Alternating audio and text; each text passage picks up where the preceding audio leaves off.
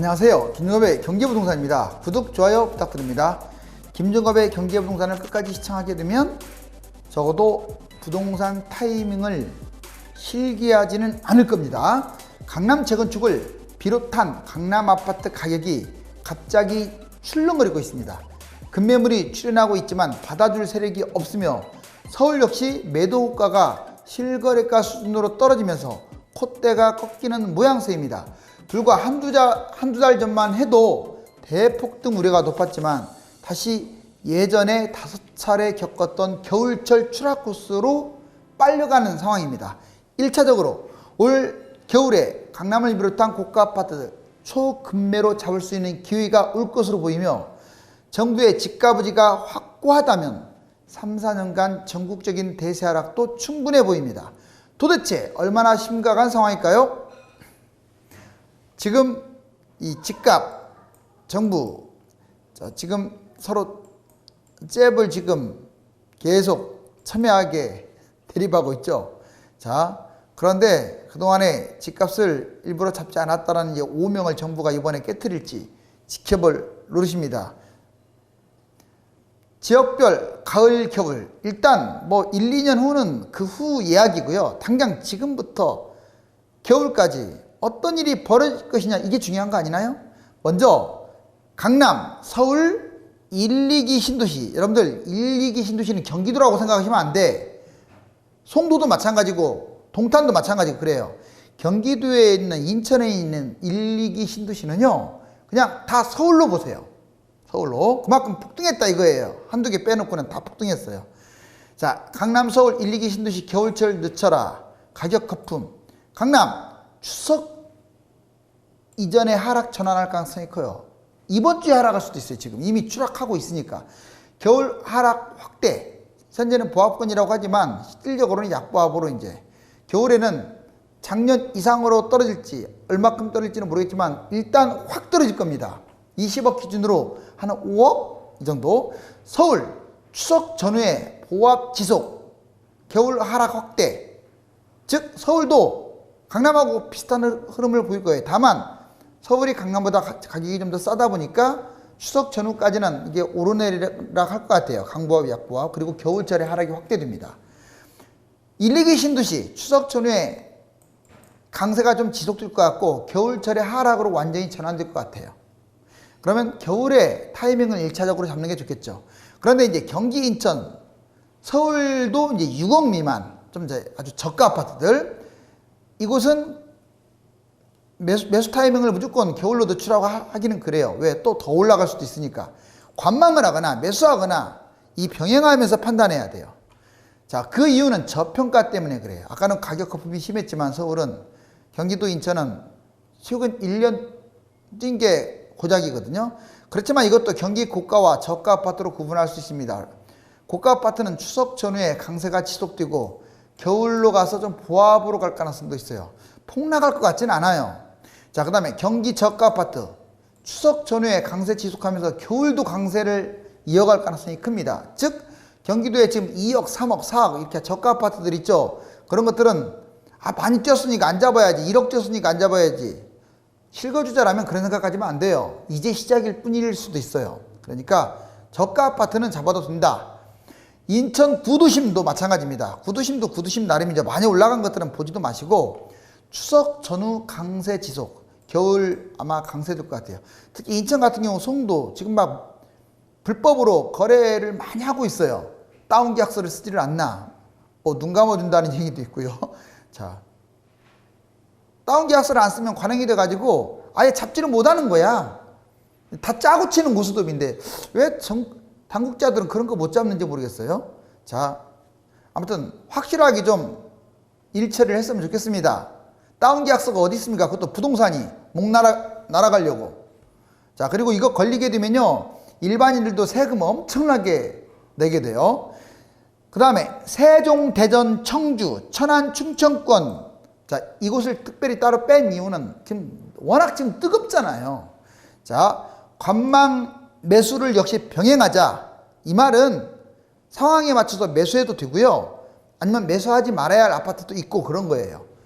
왜 이런 현상이 벌어지냐? 수도권 불씨를 지펴서 그래요. 누가 불씨를 지폈습니까? 왜 이사도 않을 것 같은데 왜 불씨 지펴갖고 충청권 집값을 갖다가 완전 폭등시켜요. 지금도 가만히 있잖아요.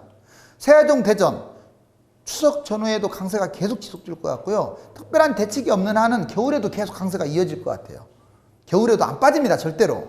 자, 청주 천안은 조금 달라요. 여기하고는 추석 전후에 보합도나 일부는 하락할 수도 있어요. 왜냐하면 지금 여기에 특이하게 특히 청주 같은 경우 이 법인 매물이 많아요.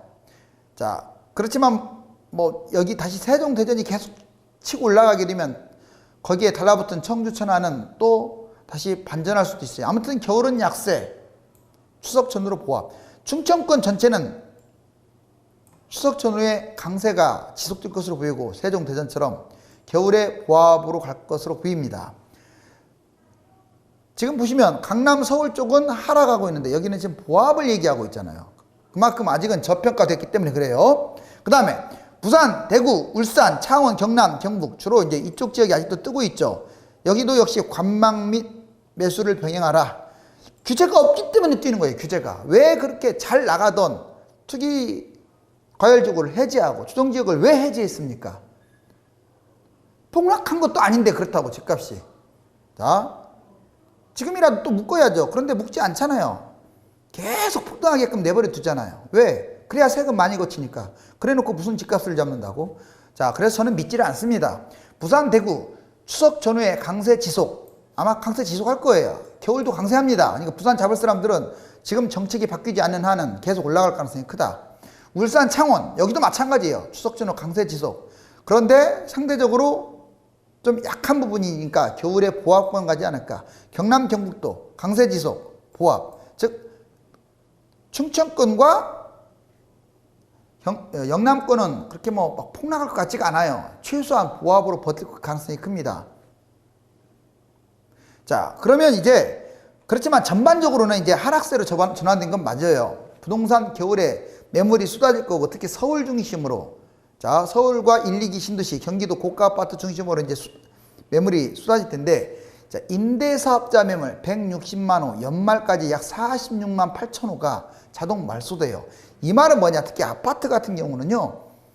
임대주택 사업이 폐지됐기 때문에 다주택에 대한 부담감이 있기 때문에 던질 수밖에 없어요. 이거 일정 기간 안에 던지지 않으면 자, 이거 소급 적용 안 돼서 나중에 세금 폭탄 맞거든요. 그러니까 던지겠죠. 이제 매물이 나올 수밖에 없어요. 이거 이용하세요. 자, 그 다음에 법인 매물, 법인 부동산 과세 정책 강화를 한 나머지 지금 계속 쏟아지고 있습니다. 매달 늘어나고 있어요. 매물 폭탄. 자, 그 다음에 다주택 매물, 매물 폭탄이죠. 2021년 6월에 양도세, 중과세가 더 강화됩니다. 또 종부세도 강화될 것이고 부동산 공급 대책 수도권에만 127만 호가 확대되고 자, 서울 36.4만 호, 경기 인천 90.6만 호. 역시 이것도 역시 공급의 매물 폭탄이죠. 그러면 이러한 상황들 때문에 올 겨울이 특히 어느 때 겨울보다 위험하다는 거예요. 서울 아파트 가격 급락 본격화. 그렇다면 증거자료를 한번 제시해 볼까요? 서초구 반포자이 84.94m/제곱. 이것은 2020년 7월 초에 28.5억 25층짜리가 팔렸는데 자, 불과 이제 한 달 후인 2020년 8월 중에 24.4억 18층 4.1억이나 빠졌어요. 송파구 리센츠 27.68m 아주 초소형인데 2020년 7월 초에 11.5억 5층짜리가 2020년 8월 중에 8.9억으로 무려 2.5억이나 폭락을 했죠. 그 다음에 마포구 마포 레미안 푸르지오 59.92m/제곱. 자, 2020년 7월 중에 14억 4층이 팔렸는데 2020년 8월 초 불과 한 달 만에 11억 추락을 했습니다. 7층짜리가 마이너스 3억까지 추락을 했고요. 노원구 불암현대 84.9m/제곱. 자, 얘는 2020년 7월 초에 6.8억 19층이 거래됐는데 2020년 8월 초에 5.9억 17층 거래돼가지고 9천만 원 하락. 이것은 하나의 샘플을 제시한 거고요. 지금 이런 식으로 계속 이제 앞서거니 뒤서거니 하면서 내려가고 있어요. 지금 그렇게 되면 지금 여기 보시면 6, 7억짜리도 떨어지고 있잖아요. 이제는 작년과 다르게 서울 거품이 너무 심해요. 지금 2억짜리들이 서울 다 6억, 7억으로 올라온 거 아닙니까? 그렇기 때문에 걔들이 떨어지면 정말 작년에는 별로 안 떨어졌는데 올해 떨어지게 되면요. 그냥 1억은 쉽게 빠져버린다고요. 몇 천만 원 빠지지 않아요. 자, 그 다음 급매물. 여기서 그러면 왜 그렇게 추락을 할까? 이것은 이거하고도 관계가 있어요. 매물하고 급매물이 증가되는 게 눈에 보입니다. 볼까요? 급매물 증가 1위가 어딘 줄 아세요? 서울이에요. 아까 제가 판세를 쫙 정리해 드렸잖아요. 전국 판세를. 벌써 답이 나오네요. 서울이 이제 뜨겁지 않아요. 착각하시면 안 됩니다. 자, 8월 31일, 9월 7일까지 매물을 봤더니 불과 일주일 사이에 급매물 기준이에요. 급매 3,463건이 3,684건으로 221건이나 증가하고 있어요. 그전에는 급매물이 다 없어져 버렸잖아요. 그게 이렇게 빠르게 지금 늘어나고 있다. 자, 6.4%나 증가하고 있습니다. 이게 또 일주일 지나면 얼마나 증가하겠어요? 1위. 그 다음에 급매물 증가 2위는 경기도입니다.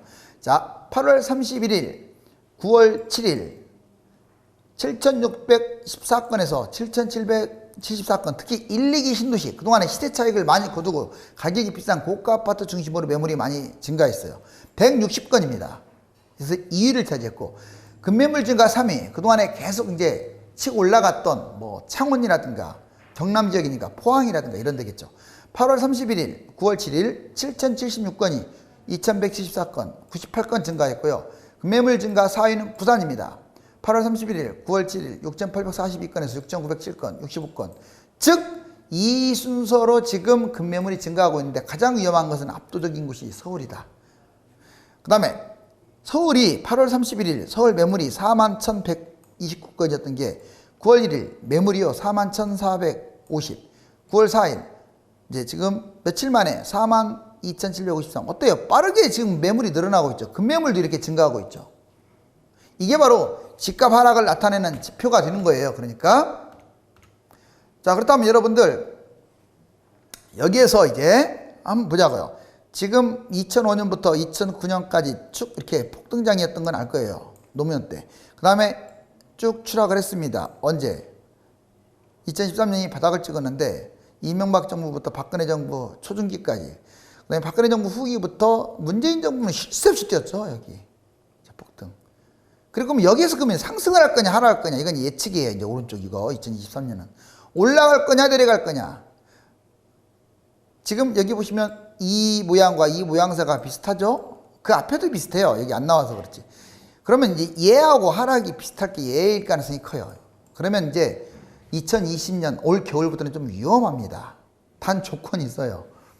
띄우지만 않는다면, 누가 투기꾼은 말할 것도 없고, 띄우지만 않는다면, 확실히 집값만 잡아준다면 이렇게 내려갈 겁니다. 그런데 그것은 좀 지켜봐야겠어요. 그래서 제가 2023년을 얘기하고 싶지는 않고요. 일단 올 겨울까지 하락한다.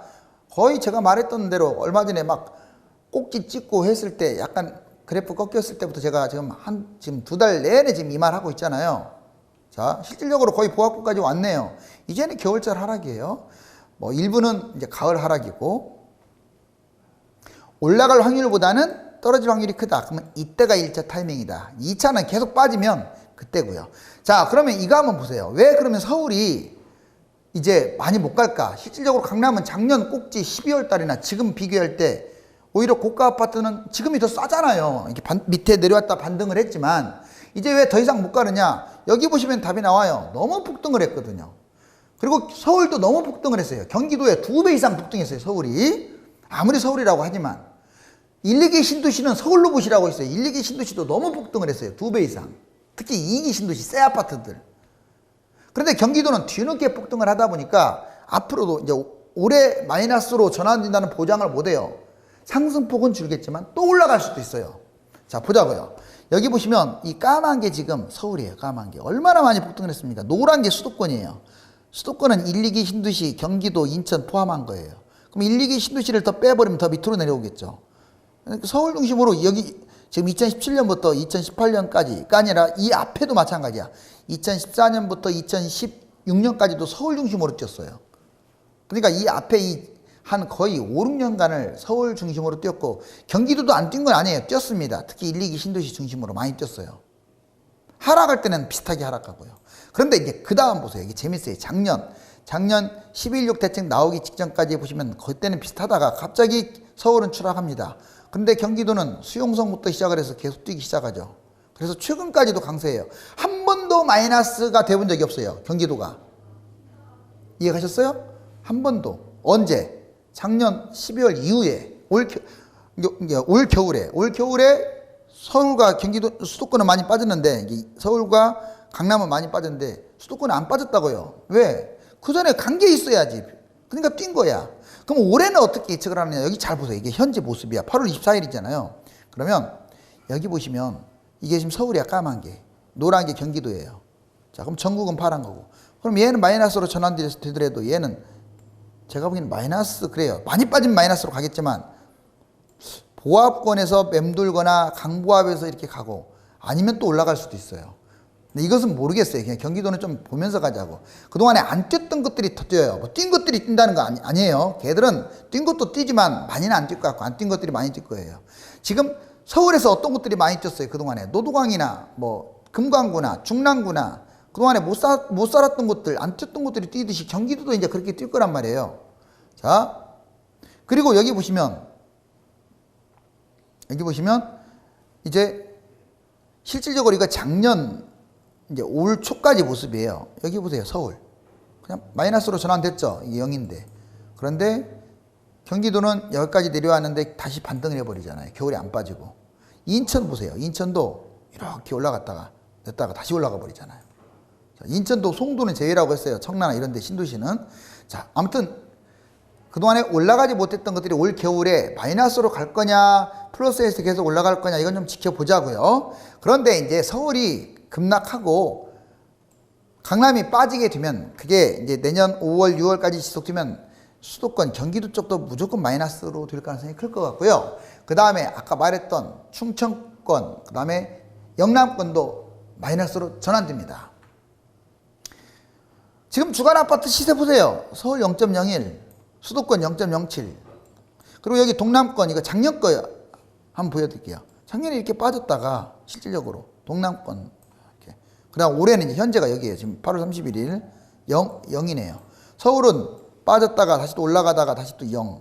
서울도 그러니까 저가 아파트들 나홀로 아파트들은 많이 뛰었는데 그동안에 못 갔던 것들 그 전에 많이 폭등했던 마영성광이나 강남 3구는 생각보다는 비싼 아파트들은 많이 안 올라갔다고요.